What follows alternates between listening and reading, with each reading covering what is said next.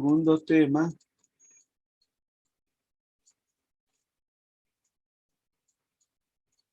¿Lo están viendo? ¿Mi exposición?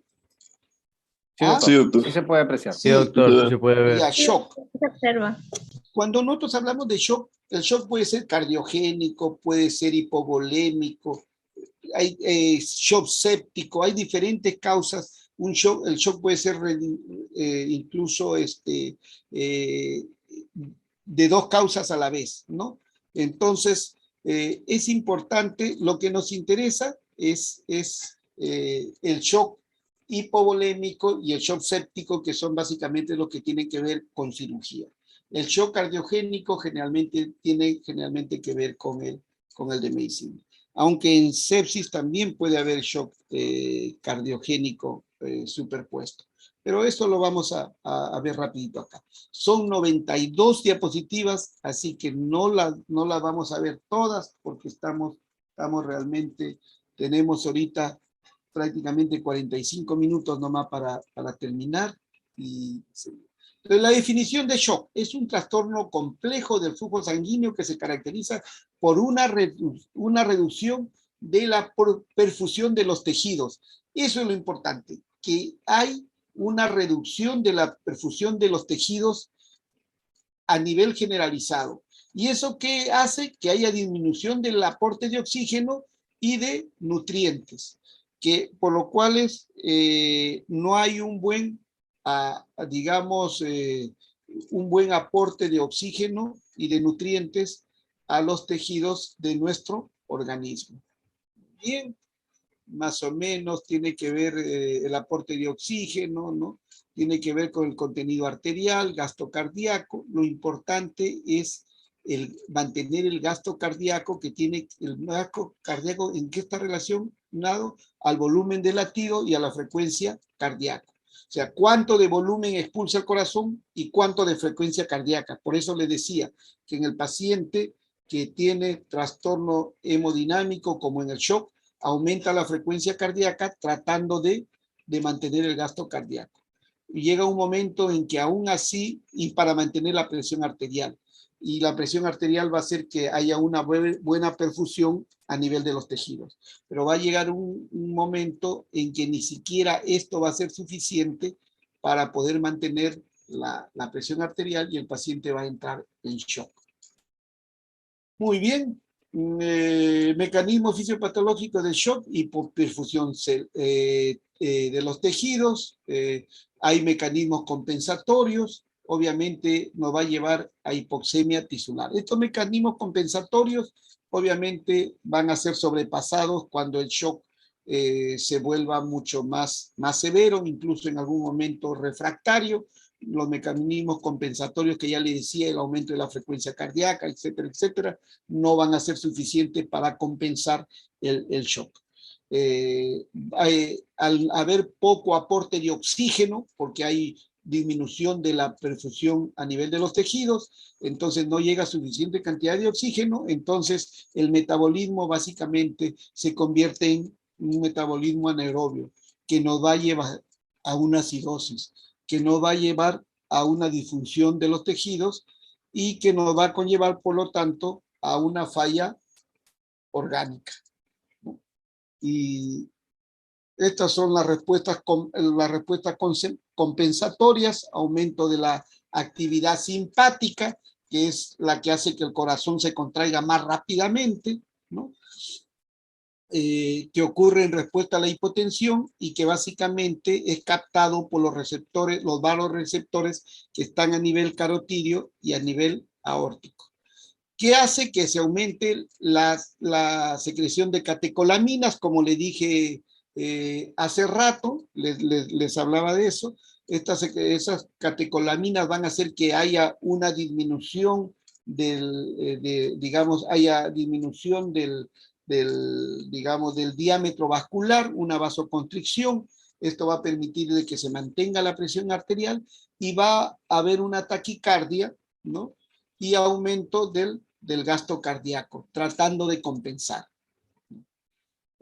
Muy bien, la disminución de la presión intraauricular durante la hipovolemia da como resultado una disminución del estímulo y disminuye la actividad eferente de los receptores que ya hemos mencionado anteriormente. Va a haber un aumento de la secreción de la hormona antidiurética, ¿no? Y va a haber una vasoconstricción renal, como ya les dije también anteriormente, tratando de que uno no pierda líquido por orina, ya que falta realmente líquidos para mantener el gasto cardíaco. Entonces, la hormona antidiurética hace que se orine menos y la vasoconstricción renal contribuye también a eso, ¿no? Y al final, la activación del eje renina-angiotensina, produciéndose retención de sodio y agua. Por lo mismo, tratando de compensar la hipovolemia. Muy bien, lo mismo que antes. Los órganos más afectados son el cerebro. Acuérdense que el cerebro es importante la perfusión, si no, vamos a ver un paciente ansioso, luego conforme aumenta el shock,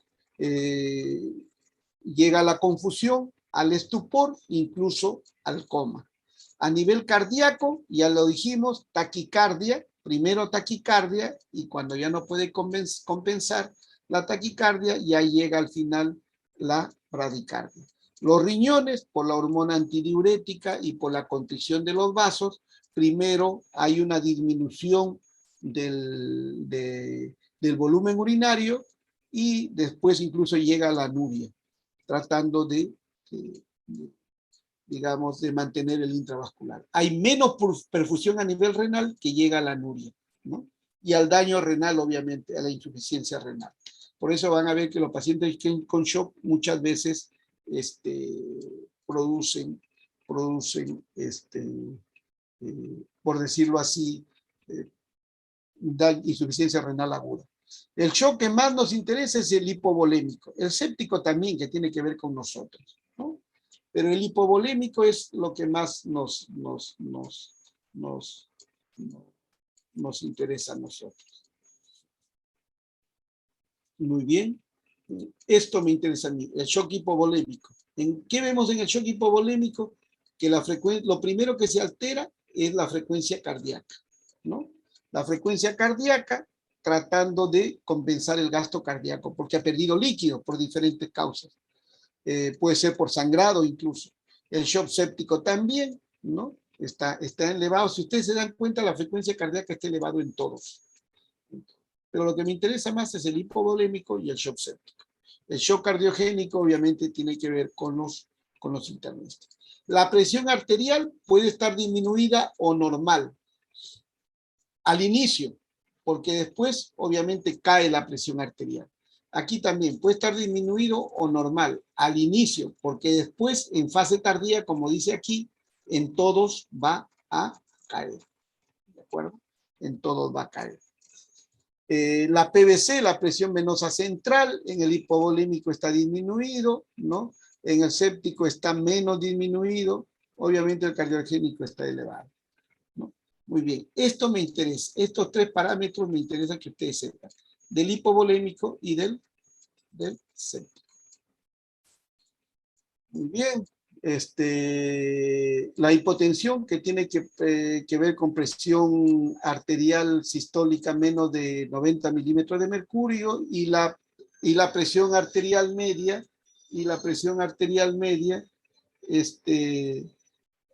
menos de 60 milímetros de mercurio, ¿no? O un descenso mayor de 40 milímetros de mercurio a la basal, o sea, la que tenía anteriormente. Muy bien. ¿Qué puede haber en el shock? Livideces, frialdad, sudoración cutánea, ¿no? Etcétera, etcétera. Oliguria. ¿Cuál es la oliguria? Ya dijimos, diuresis menos de 0.5 mililitros por kilogramo por hora. Muy bien. Ya lo dijimos por qué también se presenta esa oliguria. Muy bien. Los signos clínicos, ya vimos, taquicardia. Acuérdense que hay poca perfusión, entonces trata de aumentar la frecuencia cardíaca, tratando de mejorar el gasto cardíaco, taquipnea, o sea, aumenta la frecuencia cardíaca respiratoria, porque como le digo, hay poca perfusión de oxígeno. Entonces, al haber poca perfusión de oxígeno, obviamente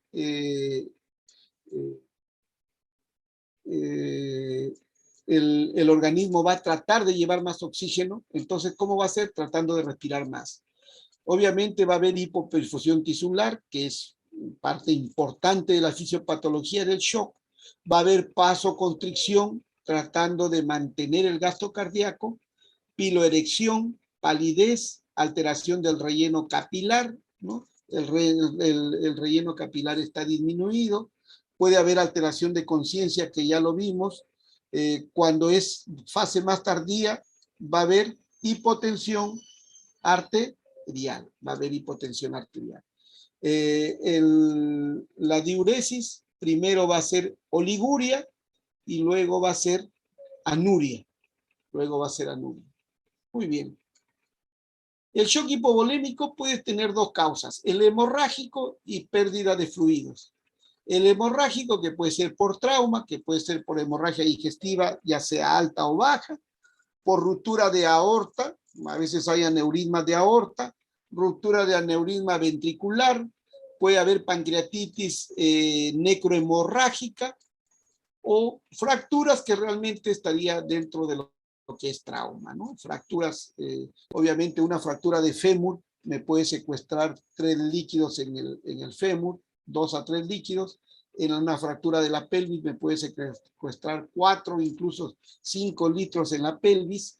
Entonces, tiene que ver con la hemorragia. Y pérdida de fluidos, que también produce shock hipovolémico, que básicamente es diarrea, vómitos, golpe de calor, grandes quemados, ¿no? Grandes quemados también puede producir shock hipovolémico. Acuérdense que la piel no va a cumplir con la función de lo que es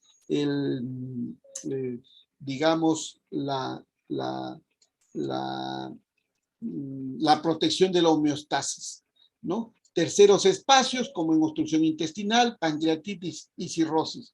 En aquellos que hay, por ejemplo, fístulas gastrointestinales de gasto alto, también si es muy abundante y no está bien repuesto, obviamente no puede producir shock hipovolémico.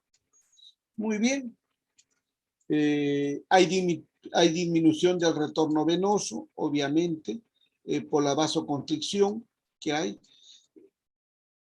Shock hipovolémico, que a mí me interesa el shock hipovolémico, ¿no?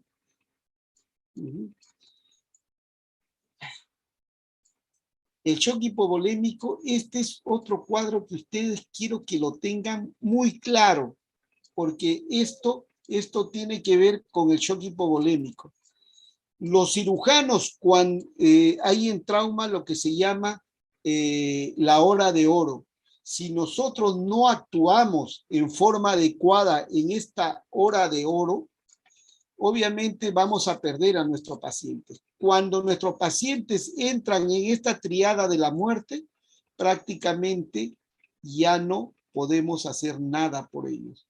Un paciente que vino sangrado por un traumatismo, con un sangrado importante, y nosotros no repusimos sangre, no repusimos factores de coagulación, no lo operamos, no paramos el sangrado en forma temprana, el paciente entra en esto, en hipotermia.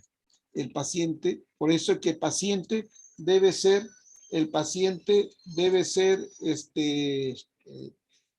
siempre debemos de vestirlo, pero protegiendo la temperatura, cubriéndolo siempre con mantas al paciente. Entonces, evitar la hipotermia, porque entra en hipotermia, pasa a coagulopatía. Esta coagulopatía nos va a llevar a acidosis metabólica, y esta acidosis metabólica nos va a llevar a su vez a hipotermia, y entramos en esta triada de la muerte, donde el paciente prácticamente no lo vamos a poder recuperar. No lo vamos a recuperar. Este es un shock hipovolémico muy bonito. Esto quiero que lo sepan bien, porque les va a ayudar muy claro. Este es sacado del ATLS. El ATLS es Advanced Trauma Life Support, que es básicamente lo que debemos dominar todos los médicos, no solamente los cirujanos.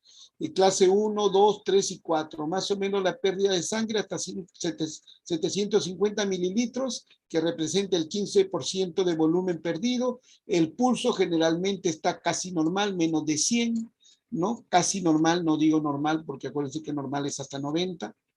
La presión arterial está normal, el llenado capilar normal, la frecuencia respiratoria está de 14 a 20, que es normal, el flujo urinario 30 o más, que diríamos que está en lo normal, ¿no? Está ligeramente ansioso el paciente y su tratamiento básicamente son reponerle cristaloides. ¿Cuáles son los cristaloides? Nosotros no reponemos un paciente hipovolémico con dextrosa al 5% o 50%. Nosotros reponemos en los pacientes sea con cloruro de sodio o con lactato de Ringer. En este caso acá en el Perú usamos cloruro de sodio. Entonces, esta es la clase 1. El paciente que llega a shock trauma y que más o menos ha perdido estos 750 mililitros, que representa más o menos hasta 15% del volumen sanguíneo, su pulso es casi normal, ¿no? Su presión arterial normal, casi todo normal, frecuencia respiratoria, orina, está ligeramente ansioso, y su reposición es con cristaloides, ¿no? La clase 2, que ellos lo consideran que es más o menos entre 750 y 1500 mililitros, que representa una pérdida del 15 al 30%, y hay taquicardia, frecuencia cardíaca mayor de 100, la presión arterial está normal, el llenado capilar ya está disminuido. Mucha gente está esperando si el paciente está chocado recién actuar. No, si el paciente ya está taquicárdico, hay un sangrado importante, ya hay taquicardia, ya lo tengo en clase 2, aunque su presión esté normal. O sea, su pérdida ha sido entre 750 y 1500 mililitros. No esperemos entrar a esta triada y ya no podamos hacer nada por nuestros pacientes. Tenemos que actuar. Su presión arterial es normal, llenado capilar está disminuido, la frecuencia respiratoria hay un poquito de polimnia, una polimnia. La orina ya hay disminución, puede haber oliguria, el paciente ya no está ligeramente ansioso, sino está ansioso. Y la reposición también es con cristaloides. Ahí tenemos que reponer cristaloides. La clase 3 y 4, que ya son pacientes graves que están a punto de entrar acá, entonces su sangrado es de 1500 a 2000 mililitros y en clase 4 mayor de 2000 mililitros. Aquí la pérdida sanguínea es importantísima, si ustedes se dan cuenta. Los pulsos en clase 3 está mayor de 120, en clase 4 mayor de 140. La presión arterial, el paciente está chocado, obviamente, la presión arterial está disminuida, el llenado capilar disminuido, básicamente hay oliguria, ¿no? Hay una oliguria, la frecuencia respiratoria está elevada, ¿no? Incluso puede llegar a anuria en algunos casos en la clase 4.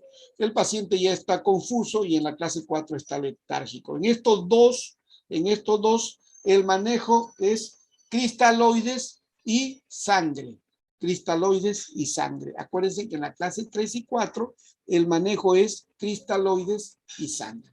¿De acuerdo? Muy bien. Este cuadro quiero que lo dominen. Muy bien. Vamos a avanzar. Vamos a avanzar. Shock hipovolémico, ya dijimos, la pérdida puede ser por sangrado o por pérdidas gastrointestinales como vómitos, diarrea y fístulas, ¿no?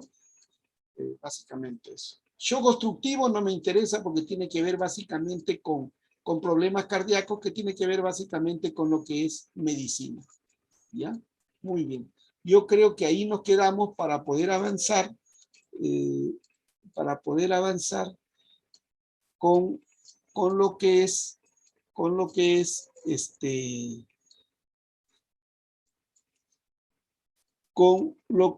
abdomen agudo.